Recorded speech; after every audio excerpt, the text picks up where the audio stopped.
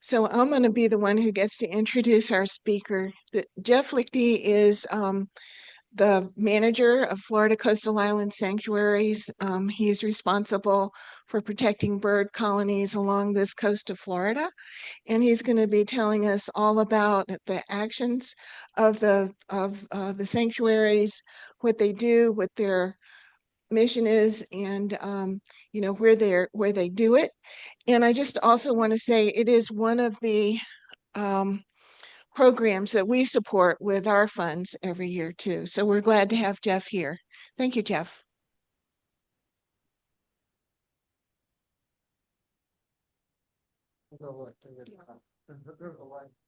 Okay. All right, I've got the double mics. I think I'm good, but if not, let me know. Uh, so thank you, Anne, for the invitation to be here, and I appreciate all of you, both in person and via Zoom, um, listening to me talk about birds for a little bit here. So yeah, my name is Jeff Lichty. I've been working for Audubon, Florida for just over 9 years now, and I'm incredibly lucky to be able to do that. So we're going to go through and talk today about the work that we do at Coastal Island Sanctuaries. But I do want to, before we get into it, acknowledge that Anne was instrumental in getting a lot of the things that we're doing now up and running and making the program what it is today. So appreciate all your years of work in making Florida Coastal Island Sanctuaries what it is.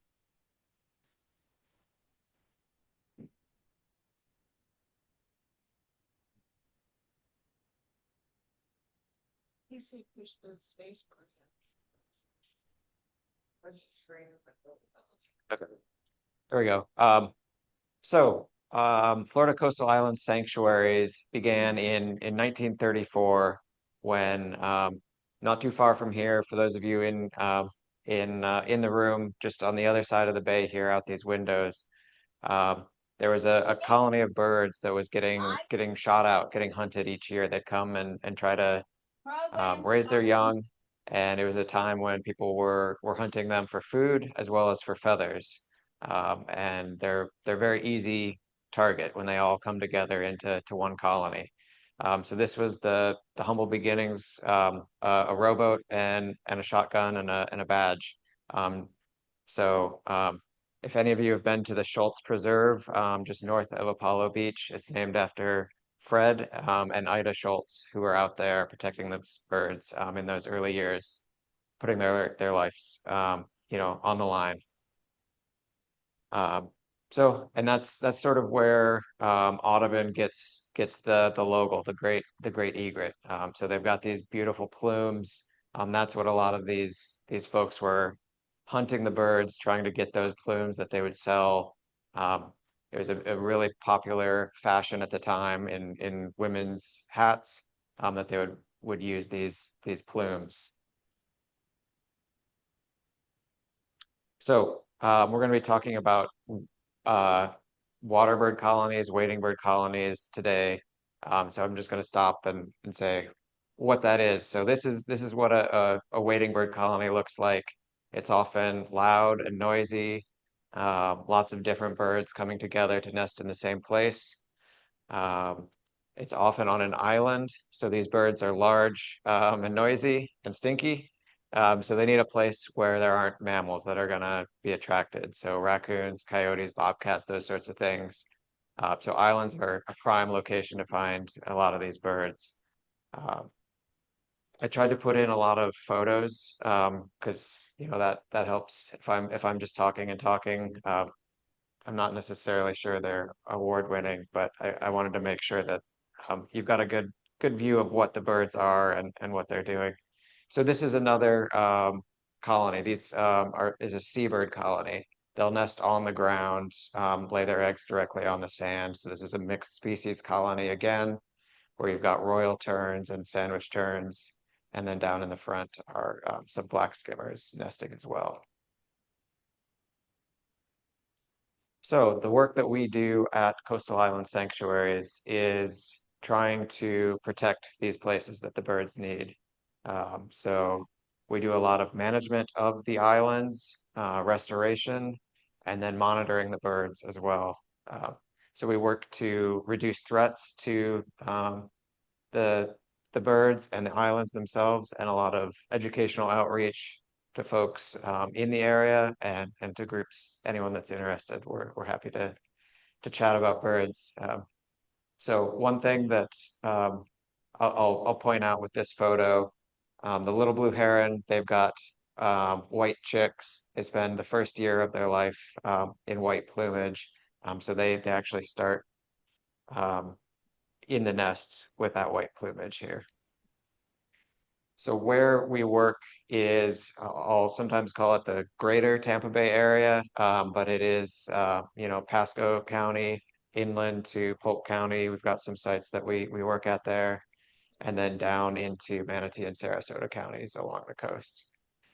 So a lot of the sites, this is a lot of sites. There's about 30 or 35 that Audubon actually manages the islands, and then a lot of other sites that we try to monitor and work That with the the same guy landowners to do what we can to that protect that habitat and the birds that are using it for nesting. was at the dinner the other day. So one of the most important areas that we work is in Hillsborough Bay, and it is designated as a globally important bird area. Um, Lots of birds use this area not just for nesting, but also during migration and wintering. So some of the important islands that are right out here are 2D island and 3D island. Those are active dredge disposal areas. So the the Port Tampa Bay and U.S. Army Corps of Engineers are tasked with maintaining a channel through Tampa Bay. They need a place to dispose the material that's environmentally friendly. They will actually put the material into these islands, and it sort of creates an artificial beach on the interior. Um, and there's no trespassing on these islands. So when the birds realize there's a beach here with no trespassing, they sort of have been nesting here for decades at this point. So we've got lots of those seabirds nesting at these colonies. So we work closely with the U.S. Army Corps in Port Tampa Bay to make sure that those birds are protected. Additionally, there's the Alafaya Bank. We'll talk more about that, but this is also a created island. So these islands in Hillsborough Bay are dredge spoil islands. So they're just when they were creating these channels, they put that material out there. The birds started using it, and that's where Audubon stepped in decades ago to try to protect them.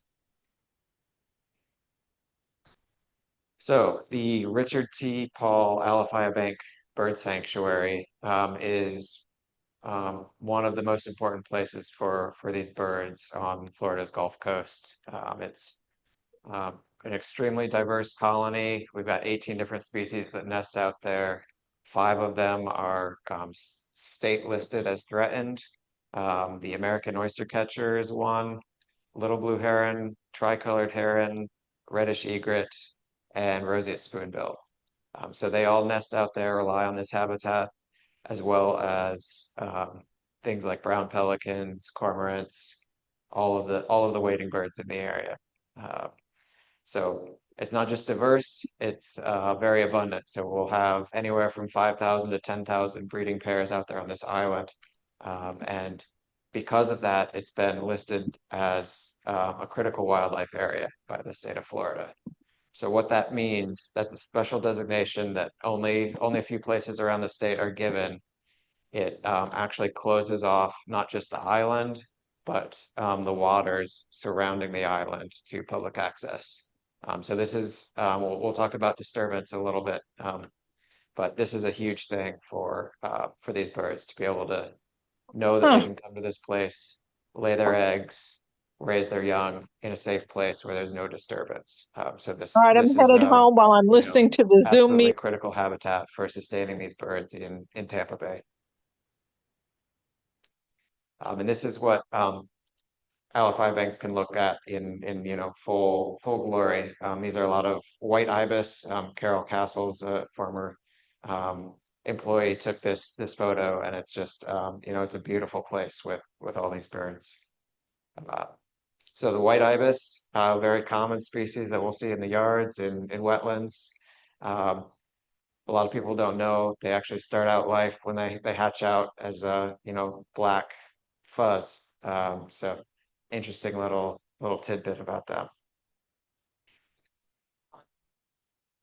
Immature ones? Yeah, so once they are full grown, leave the nest, they do have that black, or not black, that brown plumage, that they'll retain that for about a year until they molt into the full white. Yep.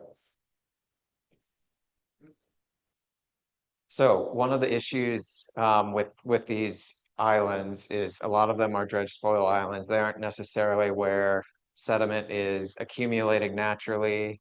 They're also often adjacent to a channel where ships, large vessels can be transiting regularly. They're subject to erosion. Things like just regular winter storms, tropical storms, and hurricanes can, over the years, take their toll on these islands. So this is a reddish egret at one of their islands, looking at what's the future going to bring at with this erosion. So one of the things that our office has done in over the last 15 or so years is trying to stabilize the shoreline. So we've put out offshore living shoreline breakwaters that reduce the wave energy that's reaching the island.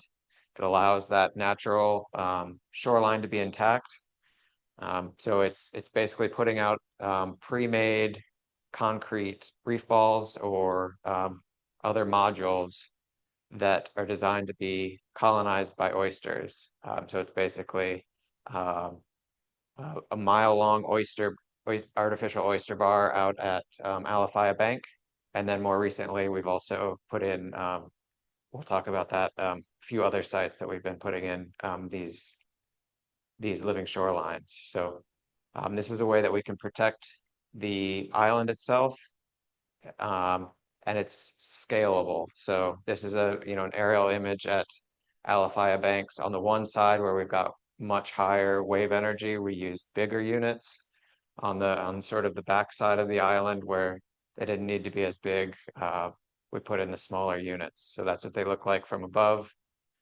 And this is what they'll look like up close. So you can see on the left, you've got wave energy that's hitting this breakwater, and behind it, it's calm. None of that energy is hitting the islands. So we were seeing loss of acreage. Mature mangrove trees were toppling because of just chronic erosion. And then on the other picture, you can see how they're colonized by oysters. They just, really grow up with thick with oysters to the point that they're like, stitched together into this complete wall. And this is a more recent photo that we took in one of the areas on Bird Island that was where we had the most severe erosion. You could walk up in the island. There was an escarpment that was above my head where the sand was just being eroded out day after day. And, palm trees were falling. In this area now, 5 years later, after completion of the breakwater, we have mangroves coming in that area. So we're really seeing that this is protecting the islands like we wanted. We're seeing the more resilient shoreline come in a lot of places where um, this installation was completed in 2020. A lot of places we've got about waist high to chest high mangroves coming in behind that. So we're really thrilled with that. And it held up really well in the hurricanes that in 2024. So really pleased with the way it's worked. So Alafaya Banks was the first place that we did this. And then we had an additional 4 islands where we were seeing erosion that was impacting the nesting habitat. So 3 in Pinellas County and 1 down in Manatee County. And these were smaller projects, and all of this was designed, was like custom built to the site, what it needed for protection. So this reef ball here was taken about a year after installation. So you can see the oysters start to grow really quickly. Since then, it's continued to grow more and more oysters. So they're doing their job. They're protecting the islands for the birds. They're also, being covered in oysters. That's filtering the water and providing a lot of wildlife habitat resources for fish, birds, all kinds of things. Um, so here's another one. This is dot dash dit down in Manatee County, right when it was installed. So we're really thrilled with the way they've been working and protecting the birds. Uh, so one of the species that we're most concerned with in Tampa Bay is the reddish egret. They're beautiful, pretty incredible species. And unfortunately, we're seeing a decline in their numbers. So in 1975, that was when they were first documented as returning to Tampa Bay. They had been hunted out completely from the area. At the Alafaya Banks is where they first chose to, expand their range. That's been their stronghold.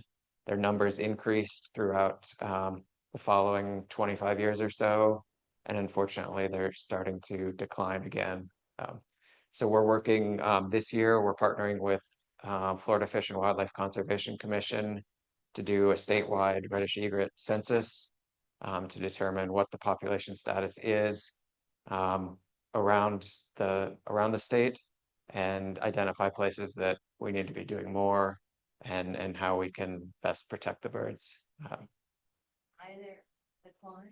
Yeah, it's a good question. So why are the reddish egrets declining? It's probably multiple things. It's loss of foraging habitat um, due to erosion as well as sea level rise. So they're extreme specialists. They like to forage in only a few inches of water where they can sort of dance around to find their prey. Um, we're doing our best to provide nesting habitat for them, but it seems like there's something more than that that's required to be able to keep them the way we want. So yeah, good question. So one of the issues that we deal with at these islands, they're such important areas.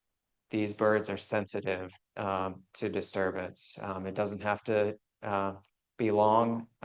If someone comes into an island and the adult gets scared, they'll quickly fly off the nest. They can knock eggs out of nests. Chicks will start jumping out of nests to try and flee if they think there's a predator coming for them.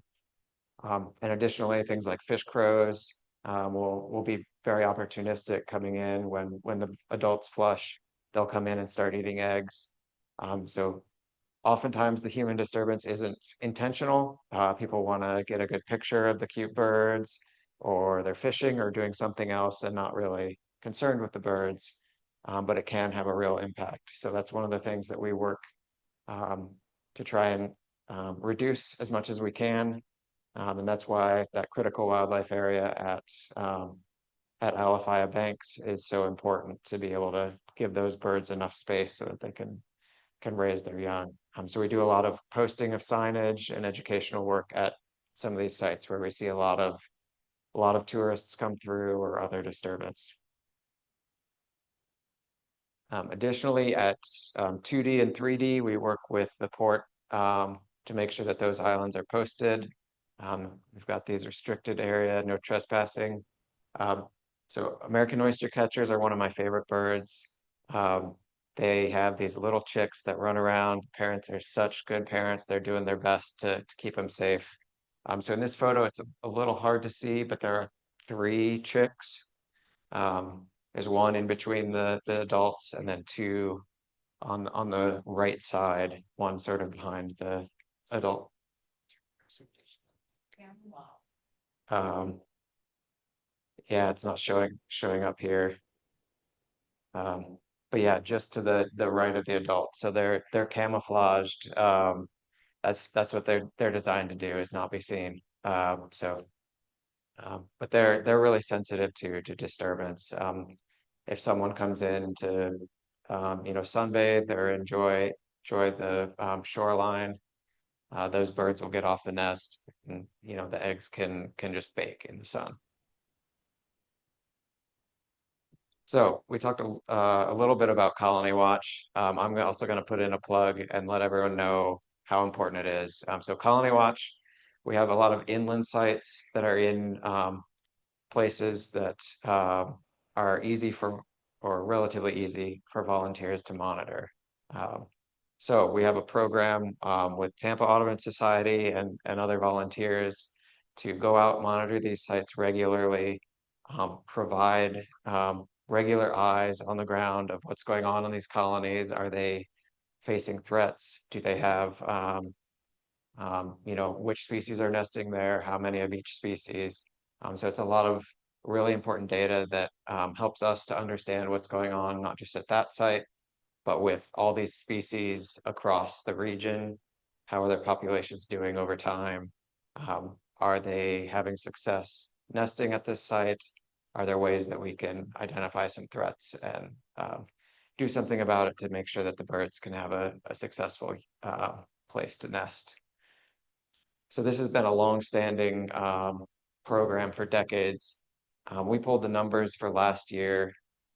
Colony Watch volunteers counted 3,500 nesting pairs. I think it was like 18 or 19 species. I don't remember exactly, but an incredible effort, across it's over I think 20 sites or so throughout 4 counties now. And that's about, so our office is myself and Aaron White are the two of us. Um, we're trying to be all these places at once. We can't be during the nesting season, so this is amazing. This is 25% of the colonial wading birds that are nesting in Tampa Bay. So it's a really great program. Encourage you all to consider it. You can either talk to me about it or William Laurie is a good resource as well. So one of the other issues that we see with a lot of these birds is fishing gear entanglement. So brown pelicans are sort of the poster child for this. They'll sometimes be out fishing and inadvertently get hooked, or sometimes they'll actually be pretty habituated to people throwing fish to them, and sometimes it actually has a hook in it. Um, they don't see the line or the hook; they're used to getting fed, so they'll actually dive at the bait. So it causes, obviously can cause an issue. They'll get wrapped up in the line. The hooks will actually, cause a lot of damage themselves. And then what we see at the nesting and roosting islands is these birds will fly back. Sometimes they'll have, 100 feet or more of line trailing, and it gets wrapped in the mangroves, and they're stuck there until they die. And it doesn't stop there. So this line that's in the environment can then pose a risk to other birds. So I don't know if you can quite see it here, but there's fishing line running vertically on the left of this young roseate spoonbill, and there are two feathers that are caught in that line, two white ibis flight feathers. Um, so hopefully that white ibis escaped with just losing a couple of feathers, but we do see this where, a pelican or other bird will get entangled, fly to one of these islands, bring this line in, and then it stays there and can entangle more and more birds. So at some of these sites that are really busy, lots of birds packed into small spaces, young birds that don't necessarily, have their coordination, it's easy for them to get caught. And so that's definitely a major concern for a lot of these species. So Audubon and other folks in the area have taken a lot of different approaches to try and solve this. Education of anglers, other people in the outdoors, cleanups, and doing some research and trying to address some of the hot spots. So what to do if you hook a pelican. Uh, just like if you hook a fish that isn't necessarily your target species, reel it in and take the hook out um, and release the bird. Oftentimes the bird is not injured to where they need rehabilitation or anything like that. They can be, reeled in and the hook removed and fly off and be healthy and be fine. So we tell people don't cut the line and clear your gear.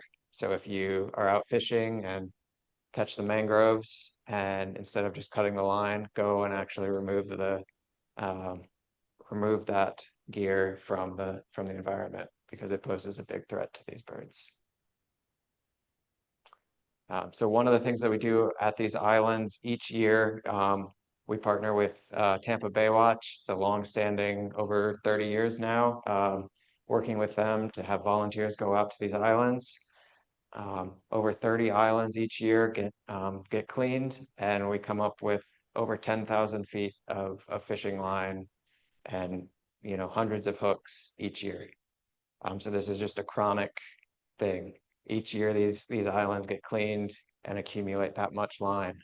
So it's a big issue in the bay. So there's a lot of education needed for those that are out there angling, as well as making sure that we're going out there and reducing this threat as much as possible each year. So we do this in October during the non-nesting season when we can get out to the islands without disturbing the birds. Approach the fishing captains that, I mean, if you think about all people are on boats, come forward to fish or just golf, watch and do all that. I mean, those captains that take those people out, are they aware if you ever meet with them or make sure that? Yeah, that's a good question. So do we work with charter captains, commercial folks to make sure that they're aware of the issue, part of the solution rather than the problem? Yeah. We have done efforts like that. We've made some connections both at the organizational level with some of the organizations, putting that information out in publications that go out statewide, as well as one-to-one, connections with folks that are taking people out in the boat. So there's definitely more, room for improvement in that, but that is something that we're trying to do when we have a chance and someone that's willing to listen at a boat ramp or anything like that. We're yeah, yeah. There is a among the angling community, there are those that do take this seriously and are, adamant about being responsible with what they're doing. So it's yeah, and it's always hard to know, you find a pelican that's entangled or something, you don't know exactly where it came from or what the story is, but yeah, there's a lot of it needs to be a culture change within the fishing world. Yeah.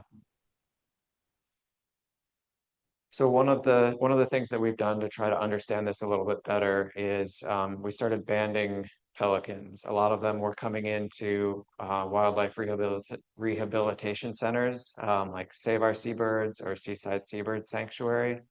Um, so they're putting a lot of effort into rescuing these birds, sometimes months of rehabilitation.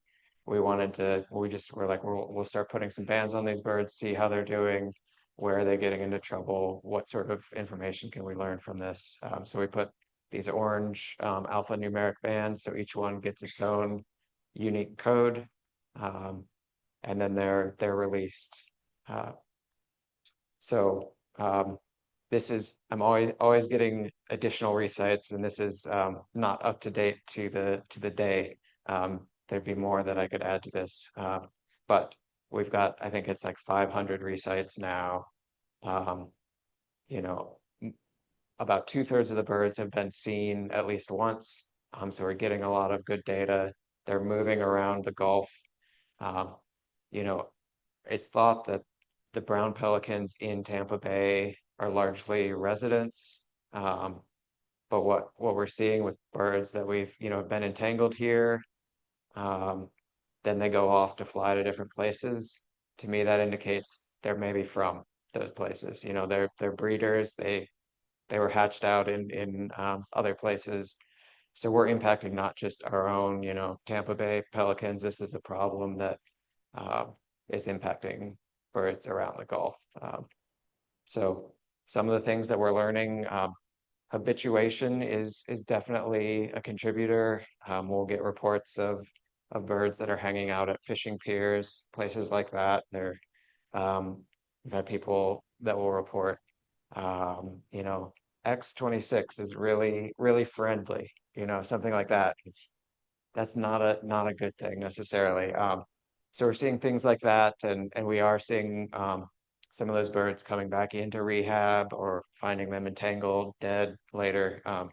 So there is a re-entanglement risk that's definitely real with these birds. So um, and I guess that's where I'll leave it tonight. This was one of the, I have a good job. I'm very lucky. But this was one of the highlights for me was seeing the flamingos out here in Hillsborough Bay a couple of years ago. So Back. Still here? so I haven't seen flamingos in the area in at least probably 2 years at this point. Um, Yeah, so Hurricane Idalia blew them in 2023, I think. They were hanging out for a while. Um, I haven't seen them in the area here. They are still present in Florida Bay, so in the Florida Keys area and South Florida. They're seeing flamingos like they haven't before. So that's good. They are a native species. Think they were nesting down in that area, the flamingo area of Everglades National Park, before they were hunted out. So hopefully one day we can get them to reestablish and become more and more common in the state. So I'm happy to take whatever questions you have at this point.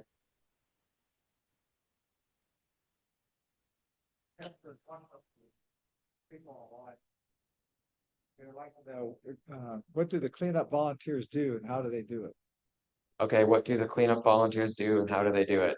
So a lot of these sites are need a boat to get out to. Some of them you could use a kayak potentially as well. Um, but if they want to reach out to me, my email address on the screen here, I'd be happy to talk to them about what sites we need coverage at, give them instructions about exactly how to go about cleaning the islands. Usually it's good to have a team, some other folks to help you out. But that's something that again we do in October. So it's the perfect time to start talking about what islands you can cover, or if you're seeing it, fishing line in your area. I encourage you to, if it's not a nesting island, you can go out there and clean it up any time of the year. That's an important thing that we can do. Other questions? 2D and 3D. So how long have 2D and 3D been off limits? So to public access, is that? So my understanding is that it was in the aftermath of 9/11. So 2001, 2002, is that right, Anne? Okay, maybe. Okay. So yeah, potentially never allowed public access on those islands. It's been a very long time at least. You showed us the oyster catchers before, and they're young, right on the beach. They nest on the ground, don't they? Yep. On the beach. Yep. Yeah. So the American oyster catchers will nest directly on the ground. They'll lay camouflaged eggs. There's times where you're going out, there's a bird that has a nest there, the adult's screaming at you, and I've been doing this for years. I can't find the nest. So um, it's definitely hard to, they're designed to be difficult to be seen, but they won't, build a nest in the traditional way. There's no vegetation that they're bringing in. They just will put a little shallow scrape into the sand or shells or whatever it is, and lay their eggs right there. Other ground nesting birds in sanctuaries? Yeah, so are there other ground nesting birds in the sanctuaries? So shorebirds and seabirds would be the ground nesters. At 2D and 3D Island, we've got a lot of those seabirds that are nesting, the terns, laughing gulls, black skimmers, and then a few other species like blackneck stilts will occasionally nest at those sites. They'll all nest directly on the ground. We don't have those species show up at a lot of the other islands that are covered in mangroves and vegetation. So they like that beach habitat where they can see predators coming from, a half mile away. So it's a pretty unique site that at these islands where we have those birds nesting. This is from me personally. Is there, what invasive species management is being done on those islands out there? You can see like Brazilian pepper, Australian pines. Yeah, so the question is, what invasive species management is being done at these sites? Yeah, so we do have a lot of issues with invasive species. Brazilian pepper is definitely a big one. Lead tree is another one that we see a lot of, as well as Australian pine, carrotwood, and things like that. Um, at some of the sites, we're fortunate enough that they're lower elevation and just mangroves, so that there isn't really an upland. We don't have to deal with those there. Other sites that have a higher profile, those species will readily come in. So it is something that we're working at Alafaya Bank. We've been working for quite a few years. We cut back all of the Brazilian pepper, all of the lead tree. We planted 1,000 native shrubs, things like Florida privet, cabbage palms, green buttonwood, things that the birds will like to nest in to try to, um, outcompete. Basically, if you're just cutting the Brazilian pepper, it's just going to come back if you don't keep retreating it and plant with something else.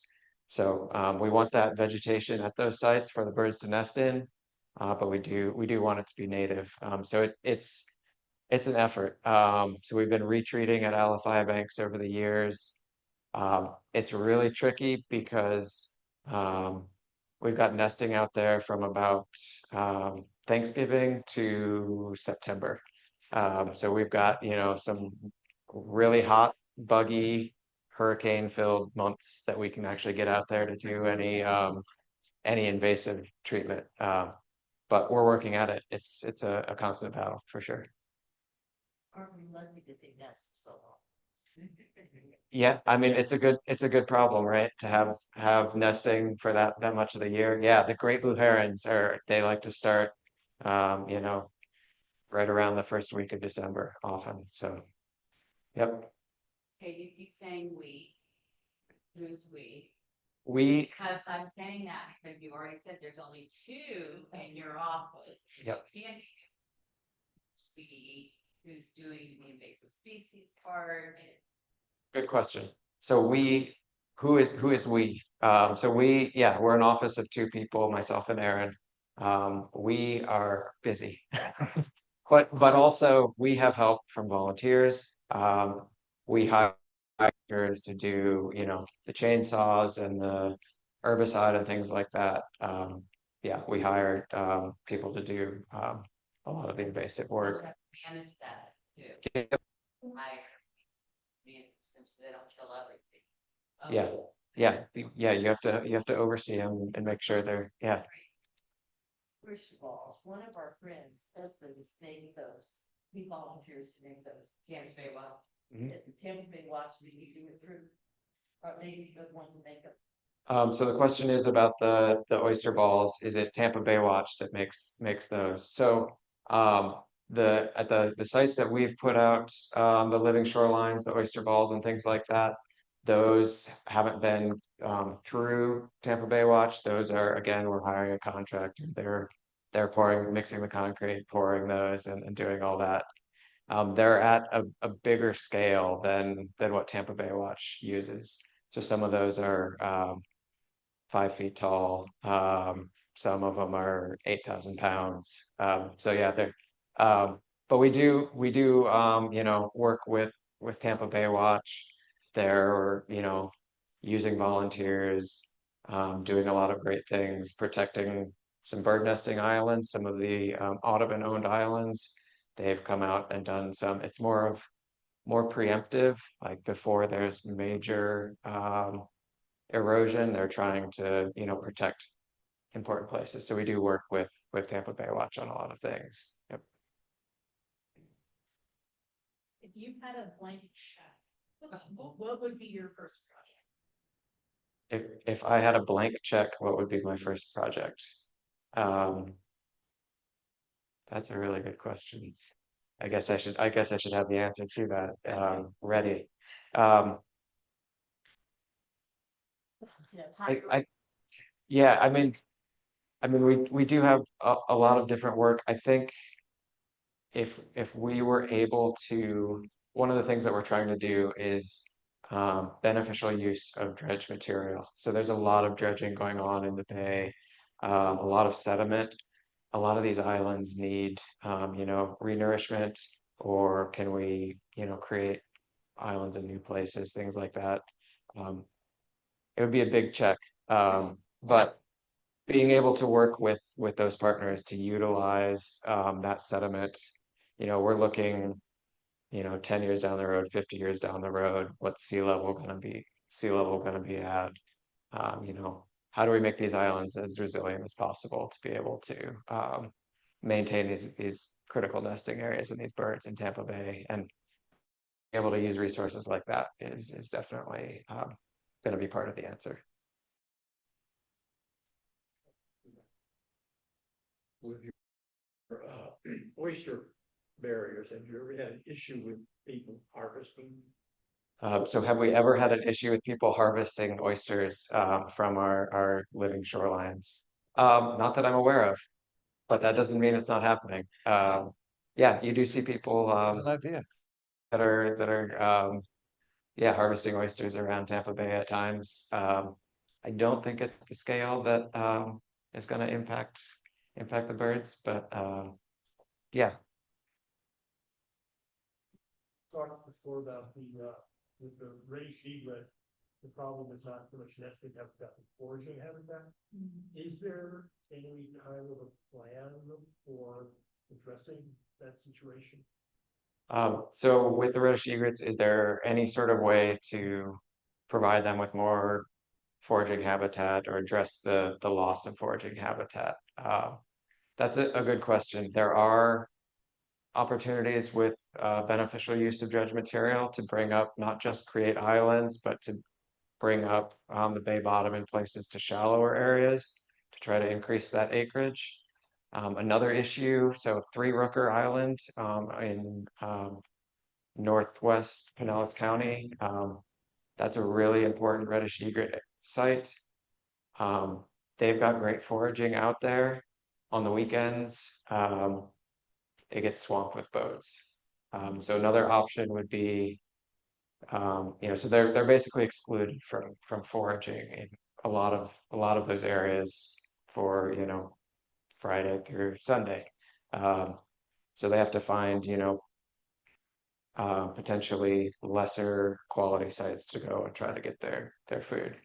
Um, Another option would be, can we come up with ways to give those birds their space to forage there?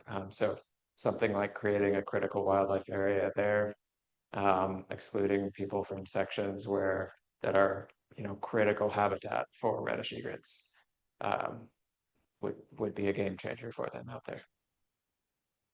But a difficult thing with politically to achieve. Amazing to me though, even though, we complain about that dredging and all that, the big thing that's been so beneficial that they created those islands. I mean, I wasn't aware of that. I think that's that. Yeah, so these, I mean, the birds found the island. It wasn't the intention wasn't to you know, to create habitat for the birds. And at 2D and 3D, it's been a long-standing relationship that's been developed with the U.S. Army Corps and Port to be able to be at the table, be able to say, you know, hey, here's what the birds need. Can we do this? Can we do that? And really be able to have that partnership and that trust to be able to have those birds there nesting each and every year. Months ago, we had, one of our speakers was the guy from McDill. And because there's a lot of bird activity around McDill, do y'all work with that also? Yeah, so the question is, there's a lot of bird activity at McDill. Eric Plage came and talked a couple months ago, maybe. Do we work with them? So we have just started.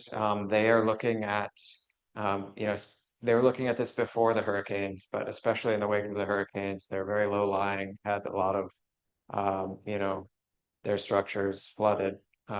So they're looking at nature-based solutions for how can they make their shoreline more resilient, how can they protect their infrastructure. Um, and so they're considering things like building islands out there with dredge material. We, you know, they're the ones running the show out there, obviously, but we've started working with them, having discussions, going out there. We've done some bird surveys out there in the last couple of years to see where are the birds now, how might they be impacted by some of those changes that they're looking at implementing. So it is a great place for birds. There's a lot of opportunity there to further that also.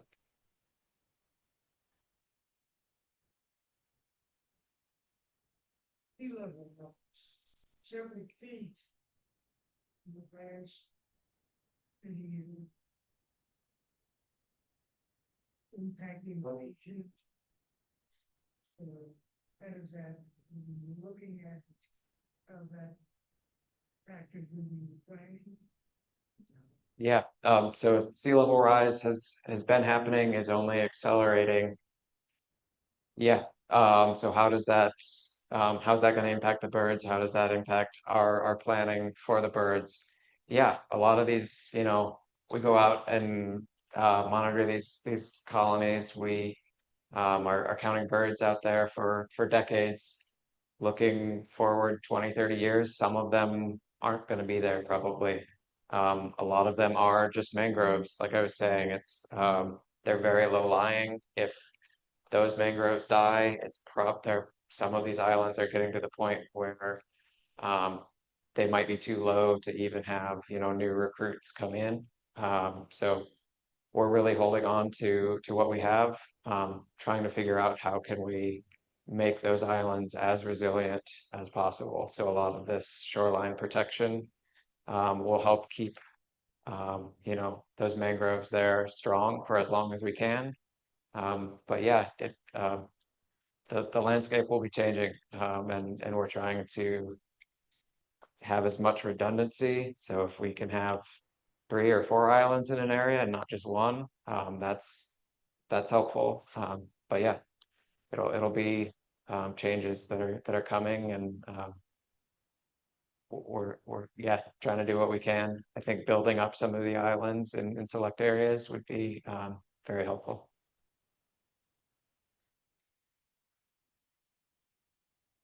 All right. Well, thank you all very much. Take care.